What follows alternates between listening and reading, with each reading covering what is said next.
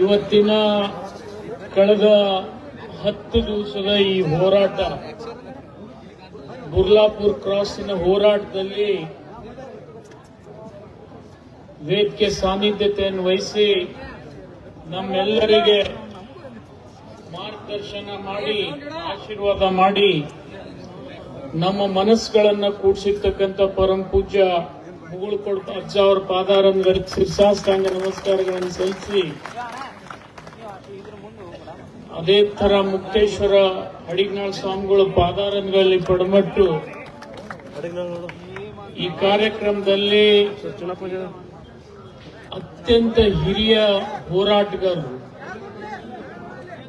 ನಮ್ಮ ಕರ್ನಾಟಕದಲ್ಲಿ ಒಂದು ಸಂದರ್ಭದಲ್ಲಿ ರೈತ ಸಂಘ ಅಂದ್ರೆ ನಂಜುಂಡಸ್ವಾಮಿ ಅವರ ನಂತರ ರೈತ ಸಂಘ ಅಂತ ಹೇಳಿ ಮಾತಿತ್ತು. ಆ ಸ್ಥಾನ ತುಂಬತಕ್ಕಂಥವ್ರ ಕೊರತೆ ಬಹಳ ಇತ್ತು.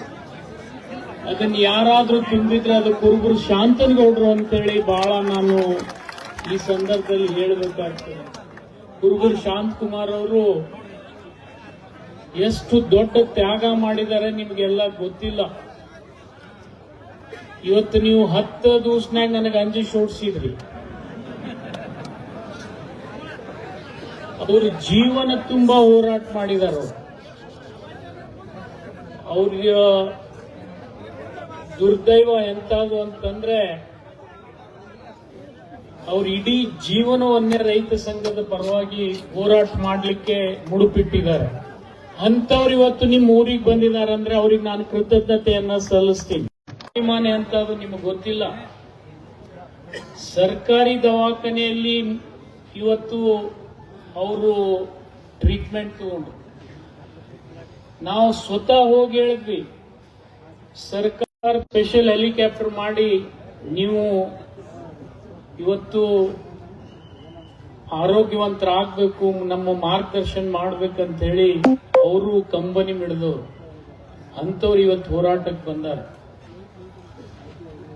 ಅವರಿಗೆ ಶಕ್ತಿ ತುಂಬತಕ್ಕಂಥವ್ರು ಯಾರಪ್ಪ ಅಂತಂದ್ರೆ ಈ ಸಂದರ್ಭದಲ್ಲಿ ಚುನ್ನಪ್ಪ ಪೂಜಾರಿ ಅವರು, ಶಶಿಕಾಂತ್ ಗುರೂಜಿ ಅವರು ಅಂತ ಹೇಳಿ ನಾನು ಹೇಳಬೇಕಾಗ್ತದೆ. ಅವ್ರು ಇರದೆ ಹೋಗಿದ್ರೆ ಇಲ್ಲಿ ನಾನು ಬರ್ತಿರ್ಲಿಲ್ಲ.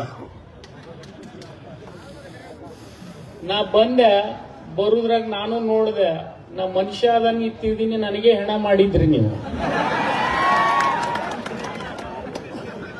ಇರ್ಬೋದಂದ್ವಿ. ನಾವು ಏನ್ ನಮಗೆ ಇನ್ನ ಜೀವಂತ ಅದೀನಿ ಅಂತ ಹೇಳಕ್ ಬಂದಿದ್ದು, ಹೇಳಕ್ಕೂ ಕೊಡ್ಲಿಲ್ಲ ನೀವು. ಅವತ್ತು ಇದೆಲ್ಲ ನಡೀದು, ಇದನ್ನ ಬಹಳ ಗಣನೆಗೆ ಇಟ್ಕೋಬಾರ್ದು. ಯಾಕಂದ್ರೆ ನೀವು ನನಗೆ ಹೆಣ ಮಾಡಿದ್ದಿಲ್ಲ ಅಂದ್ರೆ ಸರ್ಕಾರ ಹೆಣ ಆಗ್ತಿತ್ತು. ಎಲ್ಲರೂ ನಾವು ಎಚ್ಚೆತ್ಕೊಂಡಿವಿ. ನಾನು ಅವಾಗ ಮಾಡ್ಕೊಂಡು ಹೋದ, ನಾ ಡೆತ್ ಡೇ ಮಾಡ್ಕೊಂಡು ಹೋಗ್ತೀನಿ.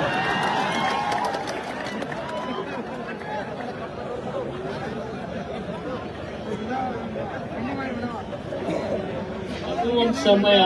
ಅವ್ರ ಹಣೆ ಬಾರದಾಗ ಬರ್ಡೇ ಬರ್ದಿತ್ತು, ನಮ್ಮ ಹಣೆ ಬಾರದಾಗ ಡೆತ್ ಡೇ ಬರ್ದಿತ್ತು ಅಂದ್ರೆ ಯಾರು ಏನ್ ಮಾಡ್ತಾರೆ? ಅದು ಹಿಂದಿ ಒಳಗೊಂದು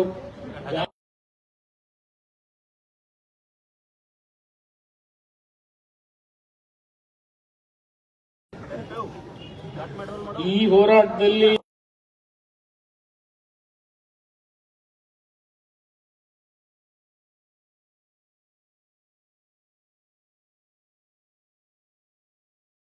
ಅವ್ರು ನನ್ನ ಜೋಡಿ ಜಗಾಡೋದ್ ಬಿಡ್ತಾರ ಅಂತೇಳಿ ನಾನು ಚಿಂತೆ ಮಾಡತ್ತೀನಿ.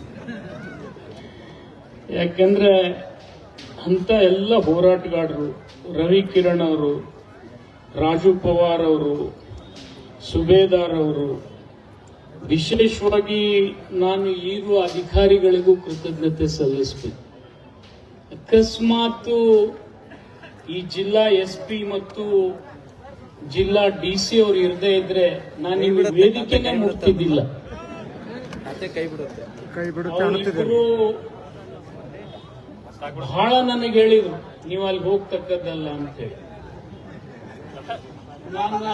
ನಾನು ಅವ್ರಿಗೆ ಭೇಟಿಯಾಗಕ್ಕೆ ಬಂದಿದ್ರಿ, ನೀವು ಅಲ್ಲಿ ಬಿಡ್ದಿದ್ರೆ ನಾ ಅಲ್ಲಿ ಹೋಗ್ಲಾರ್ದೆ ಹೋಗುದೇ ಇಲ್ಲ, ನೀವೇನ್ ಮಾಡ್ತೀರಿ ಮಾಡ್ರಿ ಅಂದೆ. ಅವ್ರಿಗೂ ಚಿಂತೆ, ಯಾಕಂದ್ರೆ ನೀವು ಅಷ್ಟು ಆ ವೀರಾವೇಶದಲ್ಲಿ ಇದ್ರೆ ಅವತ್ತು. ಇದು ಸ್ವಾಭಾವಿಕ, ಯಾಕಂತಂದ್ರೆ ಈ ದೇಶಕ್ಕೆ ಅನ್ನ ಹಾಕ್ತಕ್ಕಂತ ರೈತನ ತಾಳ್ಮೆಯನ್ನು ನಾವು ಎಂದೂ ಪರಿಶೀಲನೆ ಮಾಡಬಾರ್ದು. ಈ ದೇಶ ಒಂದ್ ಕಾಲದಲ್ಲಿ ಬರೀ 35 ಕೋಟಿ ಜನ ಇದ್ವಿ ನಾವು ಸ್ವಾತಂತ್ರ್ಯ ಸಿಕ್ಕಾಗ. 2 ಹೊತ್ತಿನ ಅನ್ನ ನಮಗೆ ಹಾಕ್ಲಿಕ್ಕೆ ಆಗ್ತಿದ್ದಿಲ್ಲ, ಯಾಕಂದ್ರೆ ನಾವು ಮೆಕ್ಸಿಕನ್ ಗೋಧಿ ತರಿಸ್ತಿದ್ವಿ. ದೋತ್ರ ಅಂಗಿ ನಾವು ಬೇರೆ ರಾಜ್ಯದಿಂದ ತರಿಸ್ತಿದ್ವಿ. ಉಳ್ಳು ಎಣ್ಣೆ, ಉಂಬಾ ಎಣ್ಣೆ ಅಂತಿರಲ್ಲ, ಅದು ಬೇರೆ ರಾಷ್ಟ್ರದಿಂದ ಇವತ್ತು ತರಿಸ್ತೀವಿ. ಪೆಟ್ರೋಲು ತರಿಸ್ತೀವಿ, ಅದನ್ನು ತರಿಸ್ತೀವಿ. ಆದ್ರೆ ಅವತ್ತು ಒಬ್ಬ ನಾಯಕನನ್ನ ನಾವು ನೆನೀಬೇಕು. ದಿವಂಗತ ಲಾಲ್ ಬಹದ್ದೂರ್ ಶಾಸ್ತ್ರಿ ಅವರಿಗೆ ನಿಜವಾಗ್ಲೂ ಜೈ ಜವಾನ್ ಜೈ ಕಿಸಾನ್ ಅಂದಂತ ಮಹಾತ್ಮ ಯಾರಾದ್ರೂ ಇದ್ರೆ ಅದು ಲಾಲ್ ಬಹದ್ದೂರ್ ಶಾಸ್ತ್ರಿ ಅವರಂತೇಳಿ. ಅವರು ದೇಶದ ಜನ ಒಂದೊತ್ತು ಉಪವಾಸ ಬೀಳ್ತಾರಂದ್ರೆ ನಾನು ಉಪವಾಸ ಇರ್ಬೇಕಂತ ಹೇಳಿ ಪ್ರಯತ್ನ ಮಾಡಿದ್ದೆ. ಅವಾಗ ನಮಗೆ ಅರಿವಾಯ್ತು, ನಾವು ಎರಡು ಹೊತ್ತು ಊಟ ಮಾಡ್ಬೇಕಾದ್ರೆ ರೈತ ಬೇಕು ಅನ್ನೋದು. ಆದ್ರೆ ಇವತ್ತು ಸುದೈವ ಎಂತದ ಅಂದ್ರೆ 35 ಕೋಟಿ ಅಲ್ಲ, ಈ ದೇಶದ 140 ಕೋಟಿ ಜನರಿಗೆ 2 ತಿಂಗಳು ಕುಂಡ್ರಿಸಿ ಅನ್ನ ಹಾಕ್ತಕ್ಕಂಥ ಶಕ್ತಿ ಯಾರಿಗಾದ್ರಿದ್ರೆ ಅದು ರೈತರಿಗೆ ಮಾತ್ರ ಇದೆ, ಬೇರೆ ಯಾರಿಗೂ ಇಲ್ಲ ಅಂತ ಹೇಳಿ ಹೇಳಿದ್ರು. 140 ಕೋಟಿ ಜನರು ಕುಂತು 2 ತಿಂಗಳು ತಿಂಗಳು ಅಷ್ಟು ಅನ್ನ ಉತ್ಪಾದನೆ ಮಾಡ್ತಕ್ಕಂಥ